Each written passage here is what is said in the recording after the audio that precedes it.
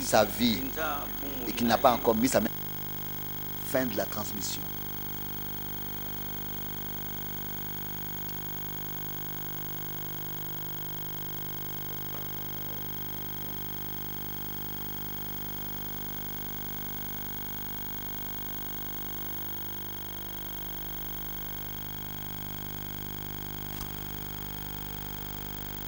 Que le Seigneur vous bénisse.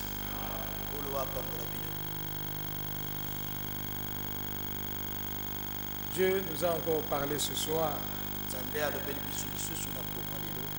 par sa sainte et précieuse parole. C'est tellement bien pour un homme d'écouter Dieu lui parler. Si nous étions venus ici pour écouter un autre homme nous parler, on se serait rendu ailleurs où les hommes parlent mieux que nous ici. Mais il est dit quelque part, gardez-vous de refuser d'entendre celui qui vous parle d'en haut. Que le nom du Seigneur soit loué. Il y a des écritures telles que Apocalypse chapitre 8. Apocalypse chapitre 8. Quand il ouvrit le 7e sceau.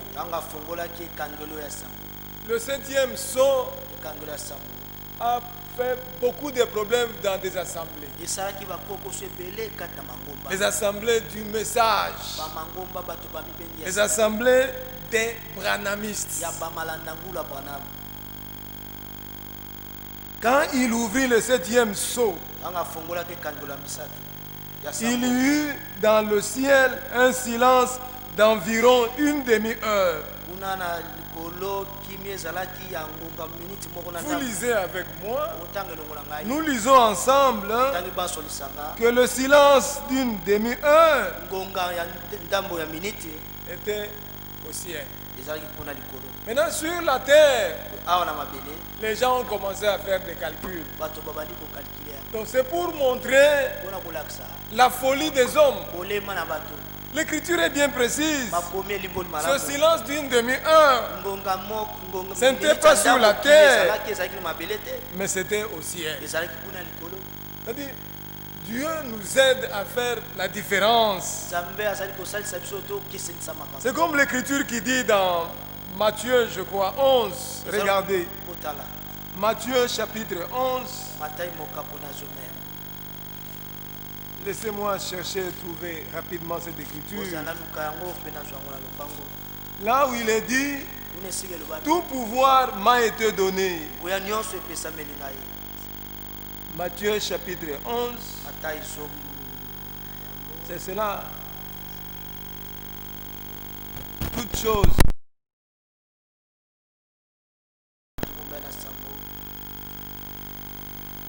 Non, je voudrais là où il dit tout pouvoir m'a été donné au ciel sur la terre. Matthieu 28. Merci mon frère. Matthieu 28. Matthieu chapitre 28. Verset 18. C'est vers la fin là. Jésus s'étant approché, leur parlant ainsi. Tout pouvoir m'a été donné dans le ciel, sur la terre. Ici, il est dit dans le ciel et sur la terre. Si Jésus avait seulement dit tout pouvoir m'a été donné dans le ciel, ça servirait à quoi pour nous qui sommes sur la terre? Vous voyez cela? Donc avec raison, il pouvait nous dire aussi, je vous ai donné le pouvoir. Donc, un verset comme ceci, ciel, terre. Mais Apocalypse 8, 1, pas sur la terre.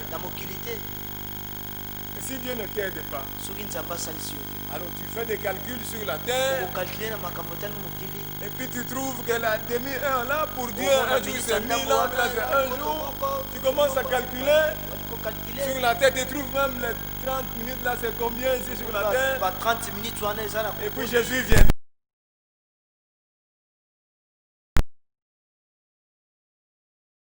C'est pour ça que nous avons lu dans le livre de Timothée, je crois. 1 Timothée chapitre 4. 1 Timothée chapitre 4. L'Esprit dit expressement.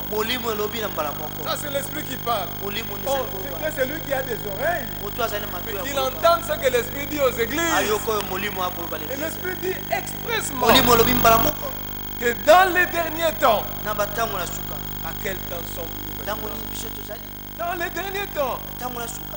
Quelques-uns, pas tous, abandonneront la foi. Nous ne sommes pas de ceux qui abandonnent la foi. Parce que nous combattons le bon combat et nous gardons la foi. Père, que Dieu vous bénisse. Ceux qui abandonnent la foi ne peuvent pas être comptés parmi nous.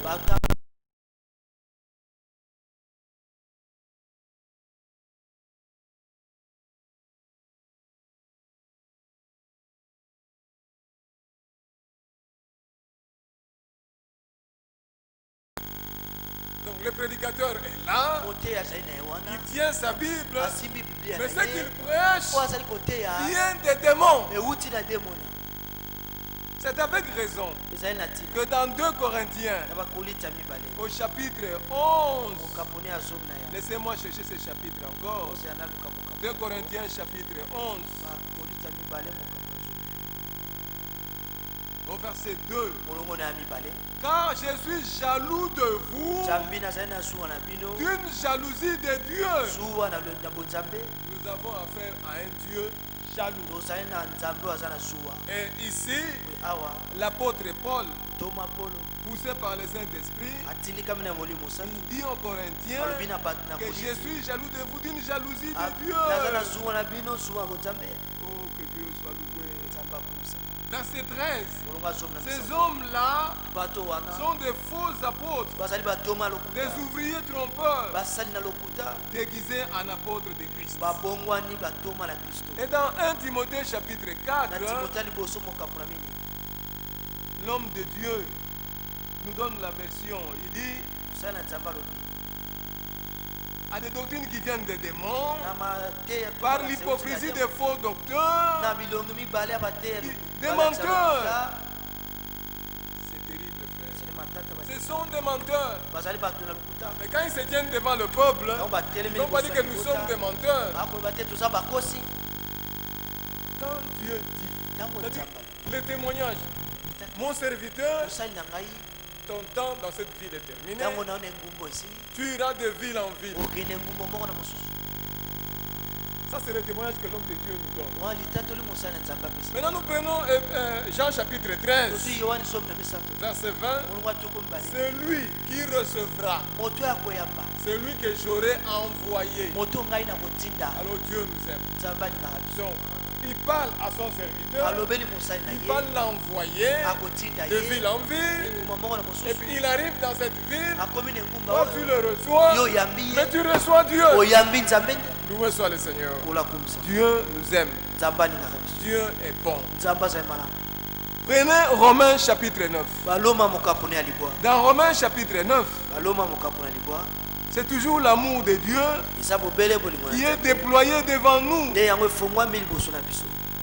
Regardez. Je prends directement le verset 24. Ainsi, il nous a appelés, non seulement d'entre les Juifs, mais encore d'entre les païens. Selon qu'il le dit dans Osée, nous sommes dans le Nouveau Testament. Il nous renvoie dans l'Ancien Testament. J'appellerai mon peuple celui qui n'était pas mon peuple. Et bien-aimé, celle qui n'était pas la bien-aimée. Loué soit le Seigneur. Romains chapitre 2, Éphésiens plutôt chapitre 2. Regardez, nous qui n'étions pas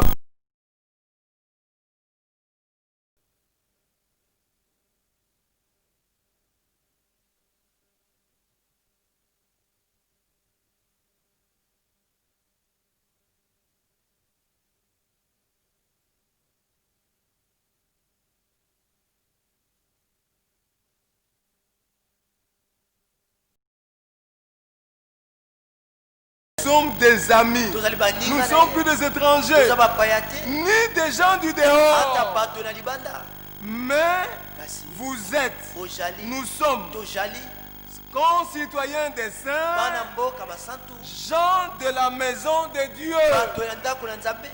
Quand je lis une telle écriture, avant d'aller très loin, je peux déjà voir Matthieu 24, 45, la nourriture spirituelle qui est donnée aux domestiques de sa maison, ou les gens de sa maison. Oh frère, toi et moi, nous connaissons et nous respectons l'ordre divin. Cet ordre divin, hein, quand on dit ordre divin, peut-être que vous ne voyez pas ça très bien. Prenez Apocalypse chapitre 1, voir comment Dieu fait les choses. Regardez, verset 1, révélation de Jésus-Christ que Dieu lui a donné pour montrer à ses serviteurs les choses qui doivent arriver bientôt et qu'il a fait connaître par l'envoi de son ange à son serviteur Jean pour faire connaître à ses serviteurs. Ça c'est l'ordre divin. Alors Hébreux 13, 8. Hébreux 13, 8. Beaucoup de prédicateurs qui nous ont précédés ne pouvaient pas connaître l'importance de verset 13, d'Hébreux 13, 8. Oui, du temps de Martin Luther, Jean 15, 15. Ah, ne pouvait pas vraiment s'appliquer. C'est-à-dire, Martin Luther n'avait qu'une partie. Mais du temps de William Branham, Dieu nous donne tout. Que son nom soit loué. Oui, oui. Alors nous disons ici, Jésus-Christ est le même hier, aujourd'hui, éternellement. Ce verset nous concerne vraiment. Quand nous prenons ce verset, quand nous rentrons à ce qui était au commencement, à l'église, quand l'église a commencé, donc la sorte de sémence qui a été sémée, c'est la même sorte de sémence qui est sémée ici à la fin. Alors prenez Genèse chapitre 1, verset 11. C'est la loi de Dieu. Chaque sémence doit se reproduire selon son espèce. C'est là que vous voyez, nous sommes aujourd'hui au temps de l'ensemencement. Parce que tout ce que vous écoutez est une semence. Et ça doit donner des résultats. C'est comme cela que vous entendrez. La sémence catholique ne produira que des catholiques. Même si ils disent chrétiens catholiques. Dans la Bible, il n'y a pas chrétien catholique. Dans la Bible, il y a seulement chrétien. Être comme Christ. Mais la sémence protestante ne donnera que des protestants. La sémence pentecôtiste donnera beaucoup de pentecôtistes. Des gens qui aiment les dons. Mais la sémence parole produira les enfants de Dieu. Oh, que Dieu soit loué. Que Dieu soit glorifié. Alors Dieu nous aime. Vous voyez des versets comme... On termine là. Jean 15, 15. On a toujours lu et relu. Mais maintenant quand nous lisons cela, c'est avec un autre œil. Avec d'autres lunettes, regardez. Je ne vous appelle plus serviteur. Parce que le serviteur ne sait pas ce que fait son maître. Mais je vous ai appelé ami. Parce que je vous ai fait connaître tout ce que j'ai appris de mon père. Ici à la fin, Dieu dans son amour a révélé sa parole à son peuple dans sa plénitude. Oh, que Dieu soit loué. Oui, oui. Retenez ceci. Paul était prophète. Mais ceux qui sont venus après Paul, c'était des réformateurs. Mais à la fin, William Branham est venu, prophète. Oh, que Dieu soit loué. C'est-à-dire, il pouvait dire, vous dites que moi je serai jugé. Il dit, oui, tu seras jugé. Tu as été conducteur des peuples. Il dit, mais je peux poser une question. Oui, posez-la. Il dit, est-ce que Paul sera jugé? Il dit, mais oui, Paul sera jugé. Il dit, alors je lève ma main. J'ai prêché comme Paul. Oh, Paul dit, si nous-mêmes nous revenons. Galates. Terminons par Galates. Galates.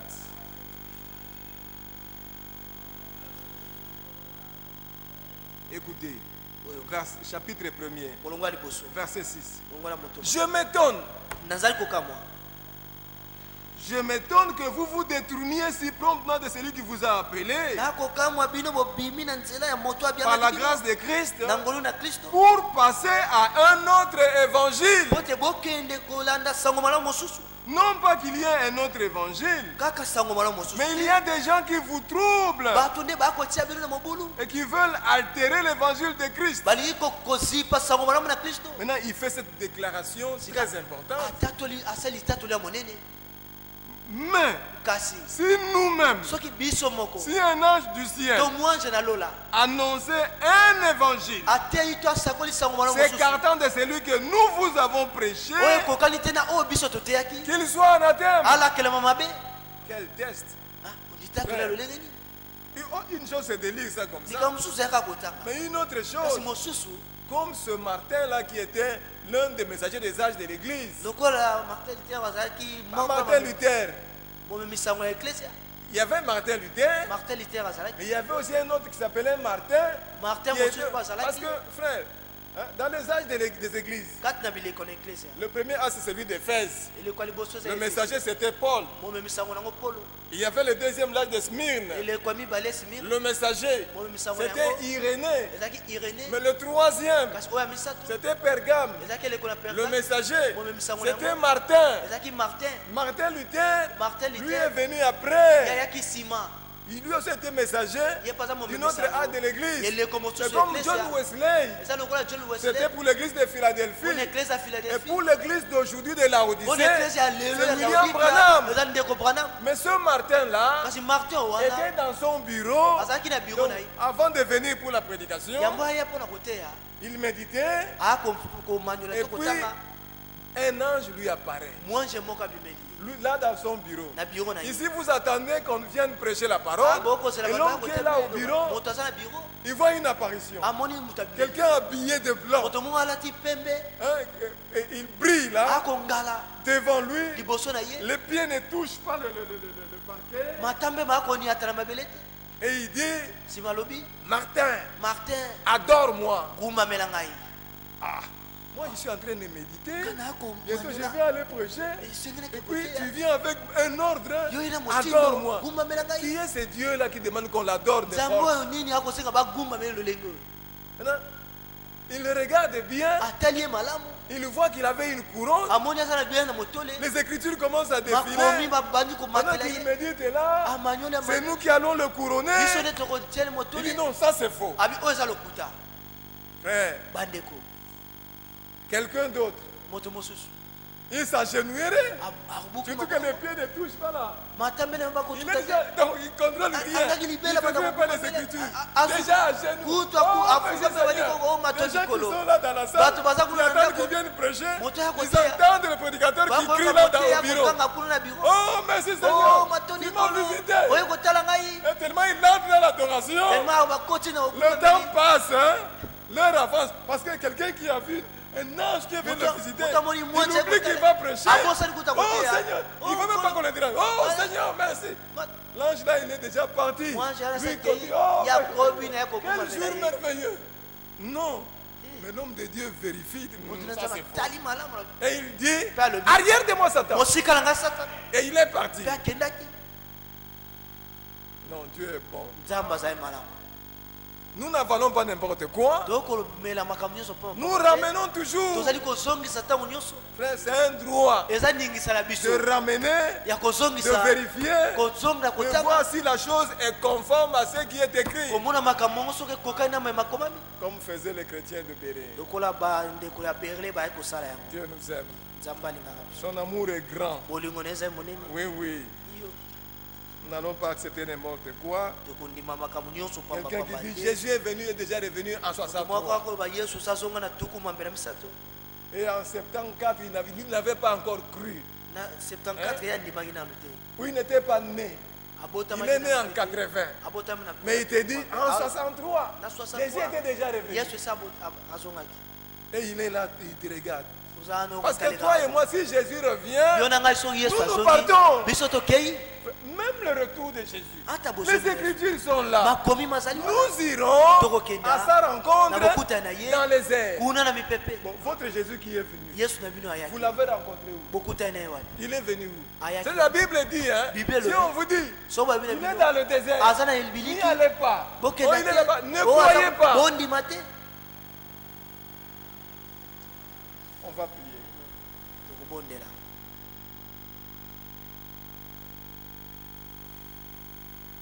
Mais avant de prier, on va fredonner ce cantique à la page 12. Hein? Le cantique numéro 12 aussi. Si le monde te privait, on chante les 2 premiers couplets, plus le refrain. Ensuite, on va tous aller à la prière. Si le monde te privait.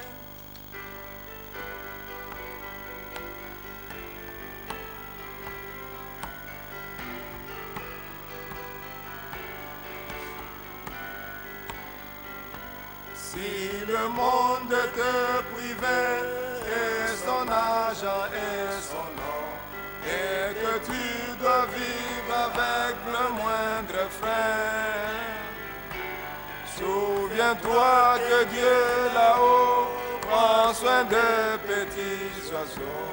Abandonne tes fardeaux à ton sauveur, laisse-les, laisse-les.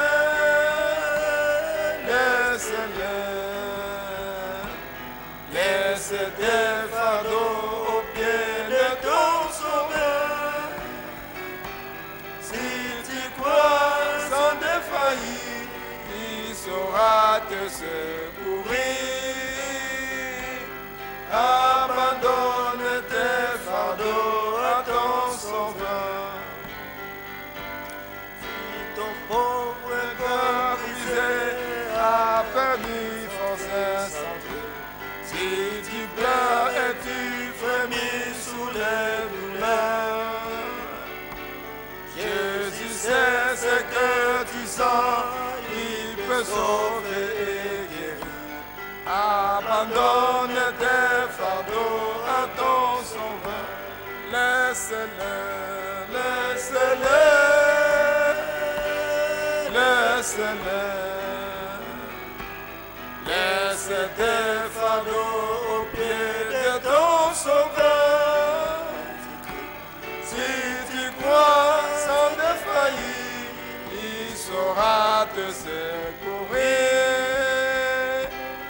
Abandonne tes fardeaux à ton sauveur. Nous allons nous lever. Nous allons prier ensemble le Seigneur. Pensez dans vos cœurs le psaume 146. Ne vous confiez pas aux fils des hommes, mais notre espoir dans le Seigneur. Confions-nous au Seigneur. Et là, nous ne serons pas confus. Levons nos mains. Prions ensemble le Seigneur. Oh bien-aimé Père Céleste, merci encore ce soir pour cette visitation autour de ta parole. Dieu grand, Dieu merveilleux. Ça, c'est bien, c'est toi qui encore ce soir est venu nous visiter par ta parole. Cette parole sainte et précieuse autour de laquelle, oh Seigneur, cette nourriture pour l'âme. Oh Dieu, car il est dit, écoutez, et votre âme vivra. Merci pour toutes choses. Gloire, honneur te soit rendu. Un grand Dieu, un Dieu merveilleux, qui visite son peuple, qui donne de l'espérance à son peuple, qui nous traite plus comme servants, comme amis, parce que tu ne nous caches plus rien. Oh, alléluia. Qui nous révèle le secret. Alléluia. Merci Seigneur. Merci pour ton amour, ton grand amour. C'est vrai que nous sommes dans cette préparation, ce temps de correction, ce temps de censure, ce temps où tu n'acceptes pas le mélange, ce temps où tu veux que nous puissions écouter la pure parole. Car bientôt, ce sera la pluie de l'arrière-saison qui ne va pas changer la sorte de sémence, parce que chaque sémence est censée servir selon son espèce. Merci, bien-aimé Père Céleste. Sois loué, sois glorifié à jamais. Oh, bien-aimé Père Céleste, merci pour toutes choses. Merci encore pour ce soir. Tu nous as envoyé ta parole. Certainement, ta parole nous a guéris. Oh, merci, merci, merci Seigneur. Occupe-toi de chacun de nous. Visite chacun de nous. Exauce la prière de tout un chacun de nous. Nous voulons encore nous reconsacrer à toi. Car nous voyons comment le jour s'approche. Le jour de ton retour. Oh, bien-aimé Père Céleste. Merci, merci pour toutes choses. Gloire, honneur te soit rendu. Alléluia, alléluia, alléluia. Chantons le troisième couplet. Quand tes ennemis t'assaillent. Quand tes ennemis t'assaillent, ton cœur commence à faiblir. N'oublie pas que Dieu répond à la prière. Il fera une voie pour toi, te conduire au danger. Abandonne tes fardeaux à ton sauveur. Laisse-le, laisse-le, laisse-le. Laisse tes fardeaux au pied de ton sauveur. Si tu crois sans défaillir, il saura te secourir. Abandonne tes fardeaux à ton sauveur. Et si ta jeunesse un jour t'abandonne sans retour, si tu vas couper par l'âge et sans vigueur, il ne te quittera pas, il ira avec toi au bout. Abandonne tes fardeaux à ton sauveur. Laisse-le, laisse-le, laisse-le. Laisse tes fardeaux au pied de ton sauveur. Si tu crois sans défaillir, il saura te secourir. Abandonne tes fardeaux à ton sauveur. Bien-aimé Père Céleste, merci pour ce soir. Nous ne sommes pas venus écouter un homme.